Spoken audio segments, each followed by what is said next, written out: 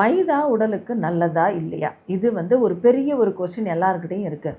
மைதா அப்படின்னு நினைக்கும் போது நமக்கு தெரியாது. ஆனால் நீங்கள் நம்ம சாப்பிட்ற என்னென்ன பொருளெல்லாம் மைதாவில் செஞ்சுருக்கு தெரியுமா? நம்ம ரொம்ப டேஸ்ட்டாக இருக்குன்னு ரொம்ப விரும்பி சம்டைம்ஸ் ஈவன் நம்ம அதுக்காக ஏங்கி நம்ம சாப்பிடக்கூடிய பல உணவுப் பொருட்கள் மைதாவில் செஞ்சது தான். முக்கியமாக பார்த்திங்கன்னா பானிபூரி, நூடுல்ஸு, பரோட்டா, நம்ம ஹோட்டலில் ஆசையாக சாப்பிட்ற நான் எல்லாமே மைதாவில், சமோசா எல்லாமே மைதா தான். ஏன்னா மைதா உணவு செய்கிறவங்களுக்கு அந்த செய்கிறாங்கல்ல ஸ்நாக்ஸ் எல்லாம், அவங்களுக்கு அது ரொம்ப ஒரு ஃப்ரெண்ட்லியான ஒரு பொடி. அந்த பார்த்திங்கன்னா நார்மலாக இருக்கக்கூடிய கோதுமை மாவுலேருந்து தான் மைதா தயாரிக்கிறோம், கோதுமையிலேருந்து தான் தயாரிக்கிறோம். ஆனால் அந்த கோதுமையில் இருக்கக்கூடிய எல்லா ஃபைபரையும் நீக்கிட்டு அந்த மாவு பொருளை மட்டும் எடுக்கும்போது தான் அந்த மைதாவை நீங்கள் பிசைஞ்சிங்கன்னா நான் தெரியும், வீட்டில் யூஸ் பண்ணவங்களுக்கு அப்படியே எலாஸ்டிக்காக அப்படி இது மாதிரி வரும், ரப்பர் மாதிரி அழகாக இழுத்துட்டு வரும்.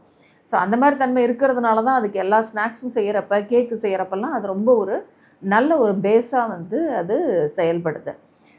ஸோ அதில் இருக்கிற எல்லா நார் சத்தையும் நீக்கிறதுனால அதனுடைய கிளைசிமிக் இண்டெக்ஸ், அதாவது சுகரை ஏற்றக்கூடிய சக்தி பார்த்திங்கன்னா பயங்கர ஃபாஸ்ட்டாக, அது சாப்பிட்டதுமே சுகர் ஹெவியாக ஏறிடும். அதில் ஃபைபரே இல்லை, நார் சத்தே இல்லை அப்படின்றதுனால அதை செரிமானம் பண்ணுறதுக்கு நம்ம குடல் ரொம்ப கஷ்டப்படும், ரொம்ப நேரம் எடுக்கும். ப்ளஸ் செரிமானம் பண்ணுறது கஷ்டம் அப்படின்றதுனால கான்ஸ்டிபேஷன், மோஷன் ப்ராப்ளம்ஸ் வரலாம், ரொம்ப நேரம் பசிக்காமையே இருக்கலாம், இல்லை பசிச்சா டைஜஸ்ட் ஆகாத மாதிரி ஒரு ஃபீலிங், வயிறு நிறைய கேஸ் ஃபில்லாக இருக்க மாதிரி, ப்ளோட்டடாக இருக்க மாதிரியெல்லாம் ஒரு ஃபீலிங்கும் ஹெவியாக இருக்க மாதிரியான ஃபீலிங் தான் வரலாம். ஸோ மைதா உணவு ரியலாக பார்த்திங்கன்னா நாட் குட். ஆனால் அளவாக எடுத்துக்கலாம், கொஞ்சமாக எடுத்துகிட்டு அதோட வேறு உணவையும் சேர்த்து சாப்பிட்றப்ப, இல்லை வேறு சாலட்ஸ் அதோடு சேர்த்து சாப்பிட்றப்ப அந்தளவுக்கு பெருசாக ஒன்றும் கெடுதல் பண்ணாது. பட் மைதா உணவே மெயின் உணவாக வச்சு சாப்பிட்றத எப்பயுமே நம்ம தவிர்க்கணும். குறிப்பாக பார்த்திங்கன்னா சில உணவெல்லாம் வெறும் மைதா மட்டும் இருக்கும். முக்கியமாக வெள்ளை ப்ரெட்டு பாருங்கள், பன்னு ப்ரெட்டெல்லாம் வெறும் மைதாவில் செய்யக்கூடிய ஒரு உணவு. ஸோ அந்த மாதிரி பேக்கரி ஐட்டம்ஸ் பார்த்திங்கன்னா ரொம்ப மைதாவோட இன்னும் சோடா, உப்பு அதெல்லாமும் சேரும் பொழுது அது செரிமானம் பண்ணுறதுக்கு நம்ம குடல் ரியலாக ரொம்ப கஷ்டப்படும்.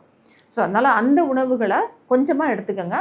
நல்ல உணவுகளை, அதிகமான நார்சத்து இருக்கக்கூடிய உணவுகளை அதோடு அதிகமாக சேர்த்து சாப்பிட்றப்ப அந்தளவுக்கு பெரிய பிரச்சனை எதுவும் வராது. பட் ஜென்ரலாக பார்க்கும்போது மைதா நோ.